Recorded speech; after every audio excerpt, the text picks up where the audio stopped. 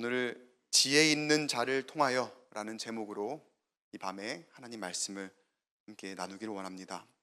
오늘 말씀은 다니엘이 꿈을 꿉니다. 그리고 그 안에 보여주신 하나님의 환상으로 오늘 다니엘 7장 말씀이 시작이 됩니다. 그리고 오늘 본문 다니엘 7장으로부터 다니엘서가 좀 이렇게 전환이 돼요. 그러니까 그러니까 그 장르가 조금 전환이 돼요. 앞부분은 좀 역사적인 사실, 그런 것에 대해서 많이 이야기를 나누었잖아요. 그러니까 다니엘과 그 주변의 역사적인 기록들로 이게 역사선가라고 생각이 들 만큼 굉장히 재미있는 전개가 있었고, 또 다니엘의 그리고 세 친구의 활약상들이 이렇게 나왔습니다. 근데 이 다음부터는 다니엘의 환상을 통해서 보여주신 하나님의 계시를 계속해서 이제 기록을 해요. 어찌 보면은 이런 말씀들은 재미보다는 그 안에 있는 어떤 의미들을 좀 깨달아야 되고 좀 깊이 파고 들어가야 되는 그런 내용들이기도 해서 어렵기도 할 수 있는데, 그거를 여러분 이 시간을 통해서 막 너무 자세하게 얘기를 나누려고 하는 건 아니니까 너무 긴장하지 마시고 마음 놓고 쉽게 들으시면 되겠습니다. 그러니까 다니엘서를 묵시문학이라고 해요. 다니엘 역사서가 아닙니다. 다니엘은 묵시문학입니다. 묵시문학이라고 분류하는 이유도 다니엘의 꿈과 환상을 통해서 하나님의 인도하심에 대한 중요한 내용들을 성경에 기록을 했기 때문에 다니엘서를 일종의 계시록과 같은 그런 묵시문학으로 분류를 하거든요. 그래서 오늘 말씀 7장에서부터 그런 내용으로 함께 오늘 말씀을 나눠보도록 하겠습니다. 다니엘이 오늘 말씀 속 환상에서 네 짐승을 봅니다. 네 마리의 짐승을 봅니다. 그러니까 느부갓네살이 이전에 꾸었던 꿈, 그 환상과도 해석이 조금 비슷해요. 느부갓네살의 꿈에는 뭐가 나왔었죠?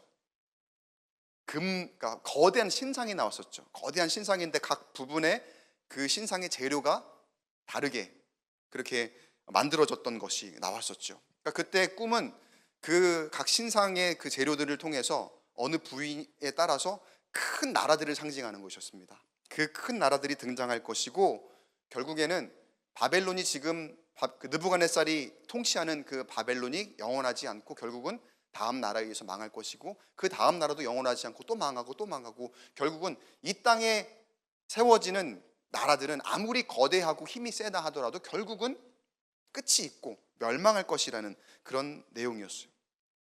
그럼 다니엘의 꿈의 내용, 오늘 우리가 함께 본 다니엘의 꿈의 내용은 어떤 내용일까요? 엄청난 나라들이 계속해서 등장할 것이라는 내용은 비슷합니다. 그리고 그 나라들이 다 동일한 나라들이에요. 근데 결정적으로 매우 중요한 내용이 다니엘의 꿈을 통해서 맨 마지막에 계시가 돼요. 그게 조금 다른 거예요. 그게 어떤 내용인지 오늘 말씀을 통해서 저와 여러분이 함께 나눠봤으면 좋겠습니다. 짐승들을 쭉 이렇게 이야기를 하는데, 첫째 짐승은 사자, 둘째 짐승은 곰, 그리고 셋째 짐승을 표범으로 봅니다. 그렇게 꿈을 통해서 다니엘이 직접 환상을 본 거예요. 이걸 나중에 이제 해석을 보면은 첫째 짐승 사자는 바벨론 제국을 의미하는 거고요.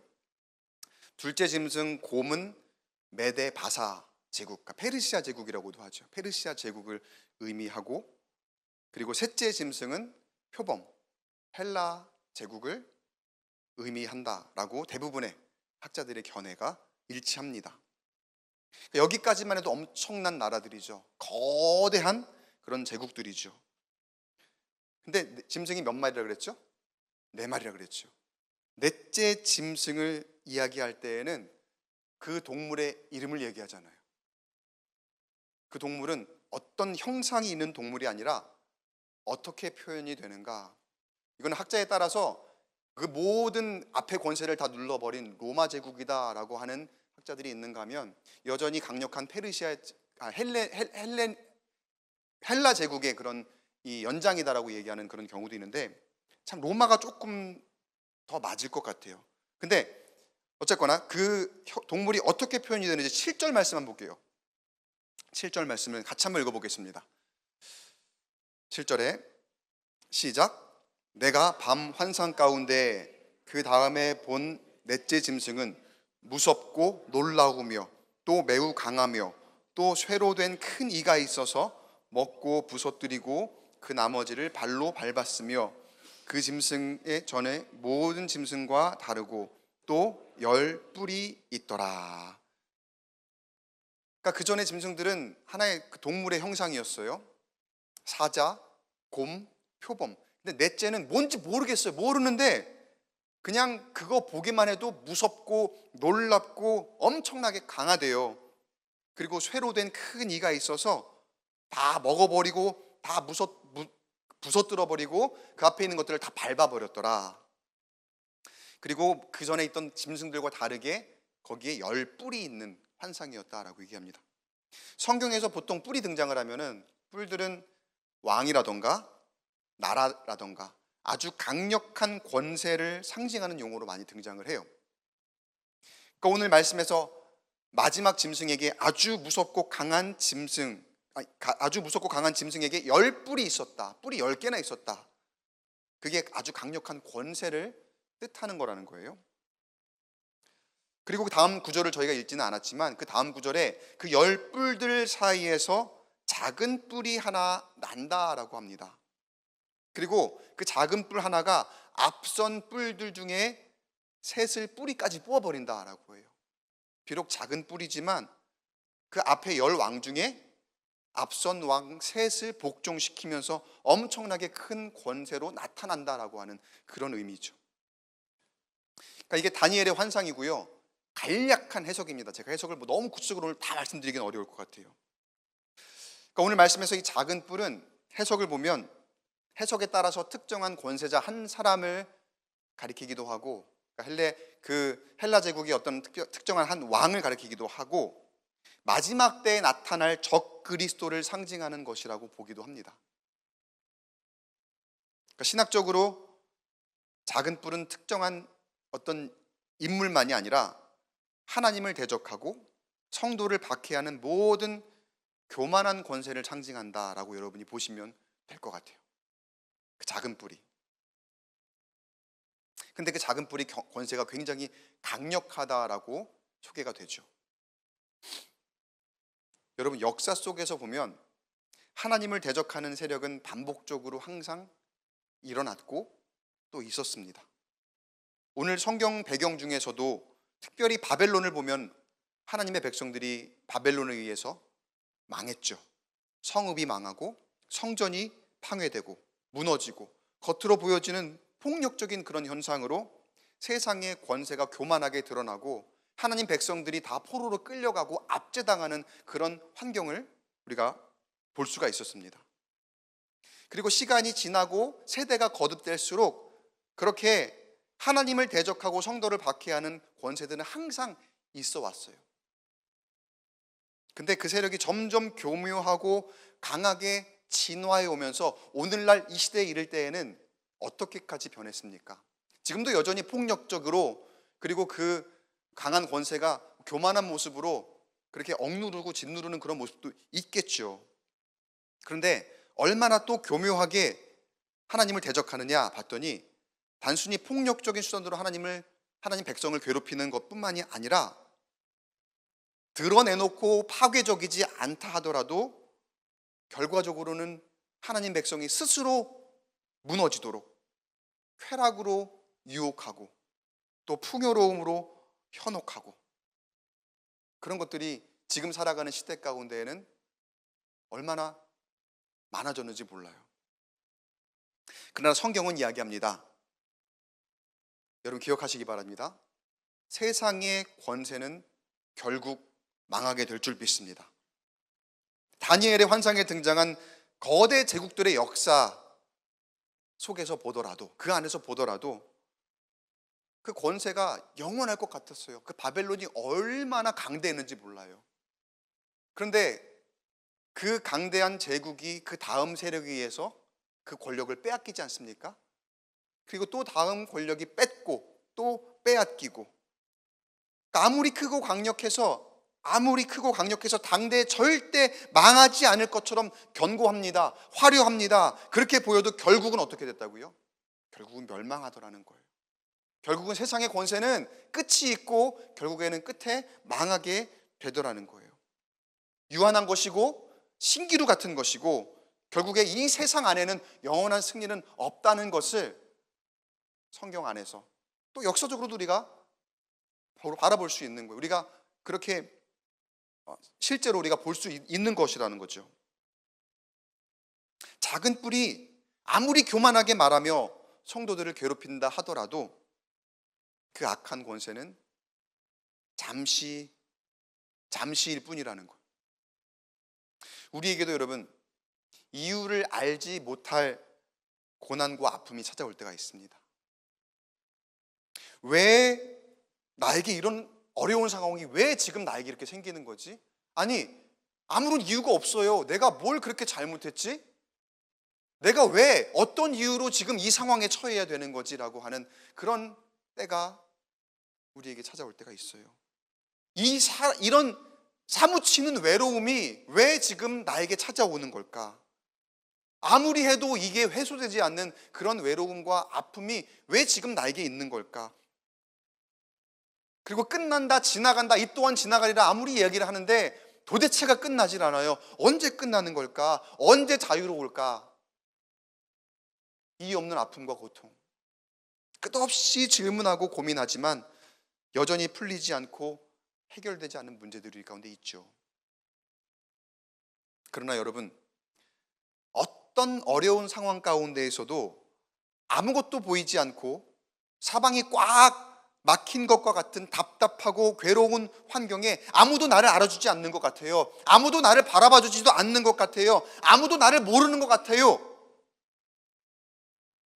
그런 상황 가운데서도 하나님은 여러분을 알고 계신 줄 믿으시기 바랍니다. 그리고 하나님은 지금 이 시간에도 여러분을 보고 계시는 줄 믿으시기 바랍니다. 그리고 아무리 강력한 권세에 의해 눌려있던 우리의 모습이라 할지라도 하나님의 때에 반드시 자유케 되고 해방될 줄 믿습니다. 오늘 다니엘의 예언 가운데 22절을 보면은요, 이런 말씀이 있어요. 22절 우리 함께 한번 같이 읽어볼까요?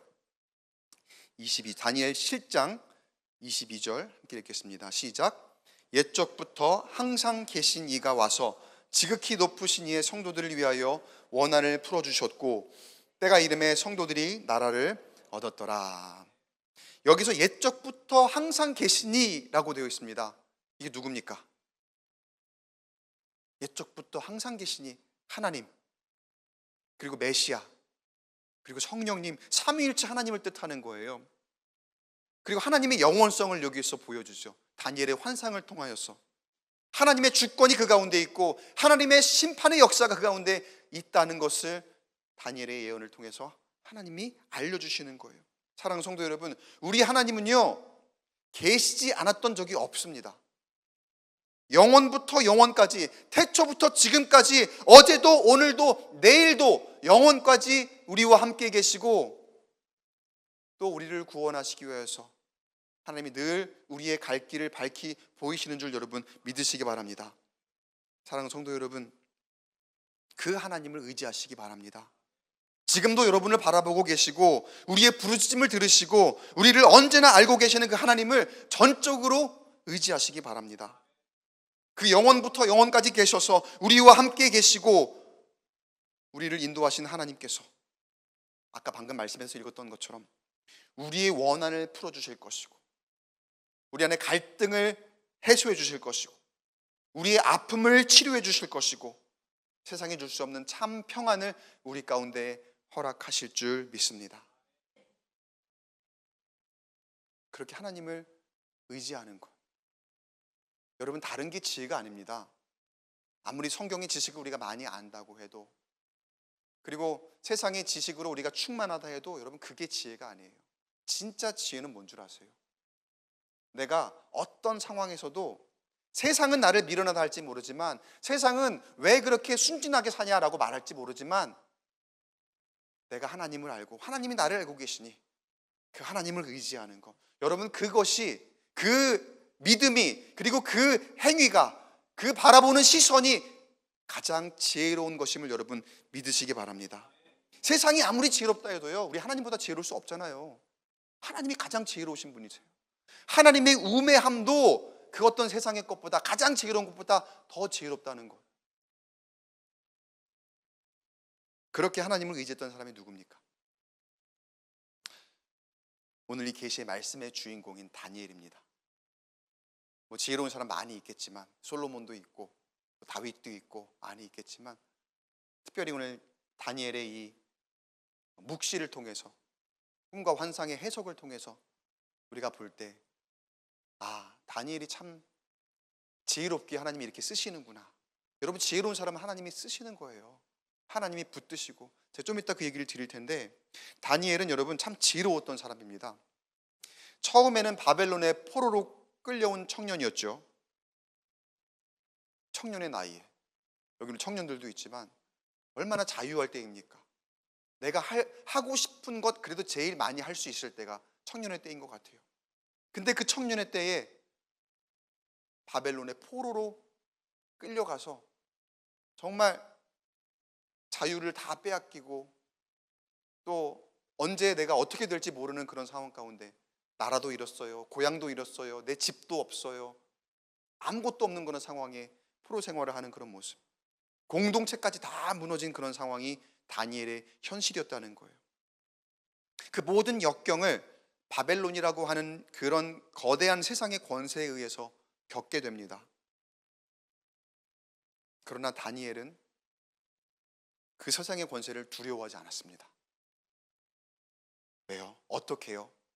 다니엘은 그의 삶이 항상 하나님을 향해 있었기 때문에, 어떤 환경이 찾아와도 매일같이 하나님을 향한, 예루살렘을 향한 창문을 열고 하루에 3번씩 하나님을 향해 예배하고 기도하는 그 모습으로 언제나 하나님을 향해 있었기 때문에, 그래서 뜻을 정하여 어떤 유혹이 나에게 찾아오더라도 그것을 떨쳐버릴 수 있고, 나는 하나님 말씀대로 삽니다, 나는 하나님이 나에게 인도하시는 그 방향만을 따라 삽니다, 그렇게 항상 하나님을 향해 있었기 때문에 내 앞에 사자굴이 찾아오든 아니면 제국의 왕이 내 앞에서 그 어떤 명령을 내리든 다니엘은 두려워하지 않았습니다. 그리고 패하지 않았습니다. 아니, 다니엘이 믿는 하나님께서 다니엘이 패하지 않도록 인도하신 줄 믿습니다. 세상의 권세는 크게 일어나긴 했지만 영원하지 않았고, 아무리 강력한 권세도 결국 다 무너졌습니다. 그러나 다니엘은 그런 상황 가운데에서도 하나님께서 계속해서 귀하게 쓰시는 한 사람이었습니다. 그래서 우리가 지혜 있는 사람으로 대변하는 대표적인 한 인물을 다니엘이라고 할 수 있을 것입니다. 다니엘은 늘 하나님의 말씀을 듣는 사람이었어요. 그러니까 다니엘을 통해서 이런 계시를 하나님이 허락하시는 거예요. 그리고 다니엘이 하나님의 말씀을 전하는 사람이 되면서, 하나님 나에게 꿈을 통해서 알려주시는 그 환상을 내가 해석하고 그 계시를 전하는 사람이 됨으로써 나뿐만이 아니라 이스라엘 공동체가 절망 가운데서도 하나님의 영원한 나라를 바라보게 됩니다. 지혜로운 사람 그 한 사람을 통해서 공동체가 하나님의 통치의 선포를 듣게 되고 깨닫게 되었던 것이죠. 그 시대에 다니엘이 있었다면 하나님 이 시대에도 지혜 있는 자를 세우십니다. 그리고 그 한 사람을 통해 공동체가 하나님의 주권을 배우고 하나님의 주권을 깨닫게 되고 또 하나님의 통치를 보게 될 것입니다. 사랑하는 성도 여러분, 하나님 이 시대에도 다니엘과 같은 지혜 있는 자를 부르고 계시고 또 세우고자 하십니다.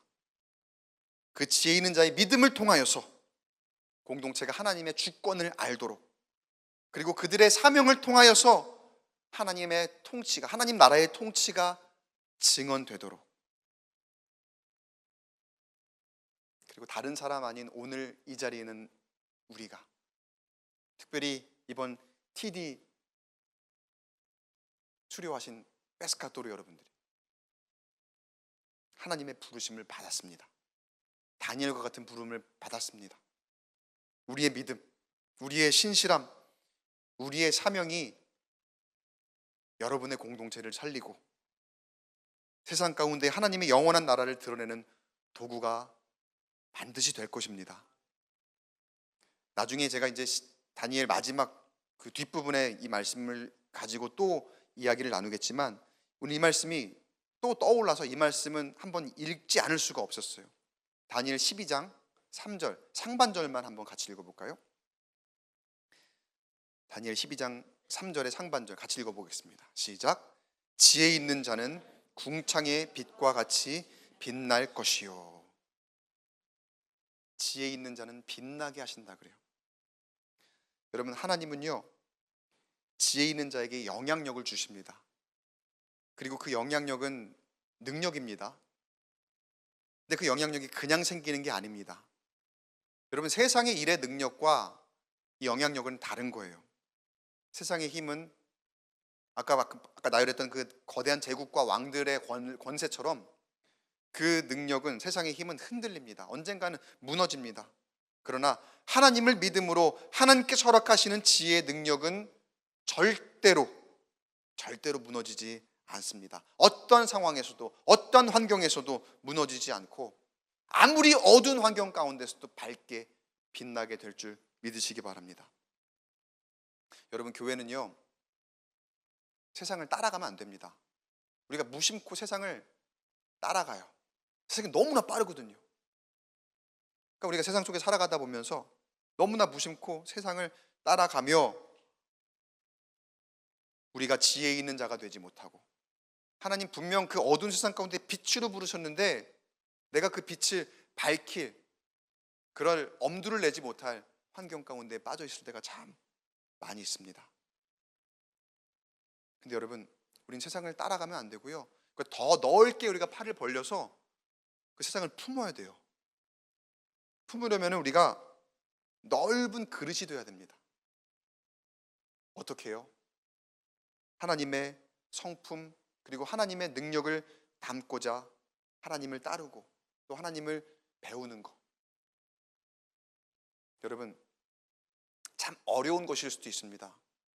왜냐하면 세상에 나가면 그게 손해보는 것 같거든요. 이걸 따라가야지만 내가 안전할 것 같고 뒤처지지 않을 것 같고 그게 맞는 것 같은데 라는 생각이 들기 때문에. 근데 여러분, 내가 주변을 잘 보지 못해서 그렇지 우리가 하나님 말씀대로 살고자 할 때 하나님은 우리의 지경을 넓혀주신다 그렇죠. 지역을 넓혀주신다 그렇죠. 나도 모르는 사이에 내 이 두 팔 벌린 내 이 반경이 더 점점 넓어지는 거예요. 그래서 결국에는 아무리 빠른 세상도 내가 품을 수 있도록, 처음에는 그게 그렇게 보이지 않을 거예요. 그냥 그래서 불안하기도 하고 나 이래도 되는 걸까라는 그런 생각이 들 거예요. 청년들 아마 그렇게 들 거예요. 그러나 담대하게, 그래서 우리에게 지혜가 필요한 거예요. 하나님 말씀대로 사는 그 지혜가. 그리고 한 사람이 정말 중요합니다. 한 사람이 뭐 나 하나 한다고 뭐 되겠어 라는 생각보다 다니엘 한 사람을 통해서 하나님 말씀이 그 이스라엘 구원, 이스라엘 백성들에게 전해지며 그들에게 새로운 희망이 되었던 것처럼 지혜로운 한 사람을 통해서 우리가 놀라운 일을 보게 된다는 거예요. 다니엘이 그런 사람이었고 우리가 그런 사람으로 동일하게 쓰임받게 될 줄 믿습니다. 우리의 선한 영향력으로 하나님께서 우리가 세상에 나아가 그 사명을 감당하라고 말씀하십니다.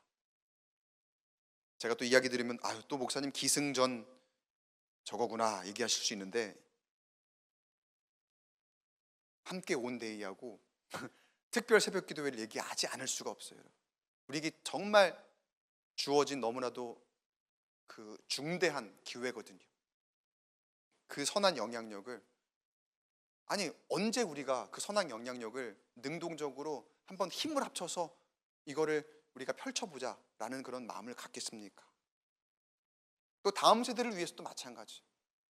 우리가 이때 다음 세대를 세우며 하나님께서 그들에게 그런 영향력을 주시기를 구하는 자리가 바로 그 새벽 기도회 그리고 함께 온 데이, 그런 자리거든요. 사랑하는 성도 여러분, 하나님이 그런 꿈을 꾸고 계십니다. 우리 교회에 다니엘과 같은 지혜로운 사람들을 세우는 꿈을 꾸고 계시고, 그리고 그 지혜 있는 자가 저 하늘에 별과 같이 가득히 빛나기를 하나님이 우리에게 원하고 계심을 기억하면서 우리 교회를 통해서 하나님의 꿈을 이루어 나아가는 그 한 사람 한 사람이 저와 여러분 되시기를 주님의 이름으로 간절히 축원합니다.